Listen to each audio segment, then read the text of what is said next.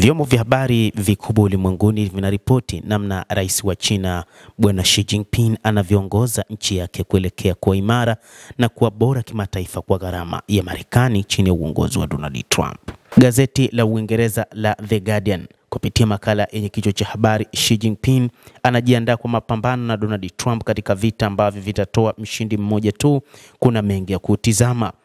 Lakini kupitia makala hii ni kwamba mshindi atabaki kuwa mmoja tu, ama ni Xi Jinping wa China ama Donald Trump wa Marekani. Mchambuzi wa mambo Simon Tisdall ameuelezea mkutano unaotarajiwa mwishoni mwa mwezi kati ya rais wa Marekani Donald Trump na rais Xi Jinping. Alibainisha kwamba mbio za uongozi wa dunia kati ya Marekani na China katika karne ya 21 inaenda vizuri zaidi kwa upande wa Xi Jinping, ukisaidiwa na makosa ya kimkakati ya rais wa Marekani Donald Trump. Mwandishi Tisdall alifuatilia mjadala mkali kuhusu malengo ya China na aliashiria kuwa Xi anadhamiria kuimarisha udhibiti na usafirishaji wa rasilimali muhimu, hatua inayofanana na monopolio na yenye madhara kwa nchi zinazokabiliana naye. Rasilimali hizi, alisema Tisdall, kwamba ni muhimu kwa utengenezaji wa vifaa vya kielektroniki na silaha za kisasa, ikiwemo makombora, ndege za kivita, meli zenye nyuklia na drone, jambo linalochochea magharibi kutafuta mbadala. Mchambuzi huyo anaamini kwamba marufuku ya China, ikiwa yataanza mwezi ujao, yataathiri usambazaji wa silaha wa magharibi kwa Ukraine, lakini pia na China pia inakusudia kudhibiti utengenezaji wa rasilimali hizi nje ya nchi yake kifuatia mfano wa Marekani. Alisema hii inaleta Beijing katika mgongano na Washington katika njia ambayo hii ya mwisho ilianza miaka kadhaa iliyopita, kutumia biashara kama silaha ya kisiasa. Mchambuzi huyo anabainisha kwamba Trump alikasirika wakati China ilipotangaza hatua hizi, akitishia kutoza ushuru wa 100% na kufuta mkutano, lakini ililazimika kurudi nyuma kutokana na hofu sokoni. Vikwazo vya pande zote bado vinaendelea na hofu ya mzozo wa kiuchumi duniani inazidi kuongezeka. Mchambuzi anaonya akisema kwamba Trump kama kawaida hufanya mambo bila mpango na hana wazo la kinachofanyika, tofauti na Xi Jinping ambaye anaonekana amedhamiria kushughulikia Marekani ikiwa itasisitiza vita vya kibiashara vya kina.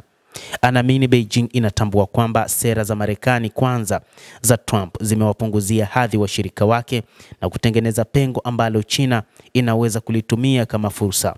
Wakati Marekani inashuka, China inazidi kupaa chini ya uongozi wa Xi Jinping ambaye anaonekana kudhamiria kuweka nchi yake mbele katika ulimwengu. Hata hivyo, washauri wa rais wa Marekani sasa wanagundua kwamba rais huyo anaelekea katika eneo ambalo litaishushia hadhi Marekani kwa kutumia nguvu kubwa. Rais wa Marekani, moja kati ya changamoto ambazo anakutana nazo kwanza ni kuwa na uhusiano mbaya na baadhi ya viongozi wa mataifa magharibi ambao ni washirika wake, lakini pia wakati huu anatazama ni jinsi gani anaweza kuharibu ushawishi uliopo kati ya China na Urusi, ushawishi ambao kwa mujibu wa taarifa ni kwamba viongozi hao wawili wameamua kutengeneza mkakati wa kuweza kuibwaga China.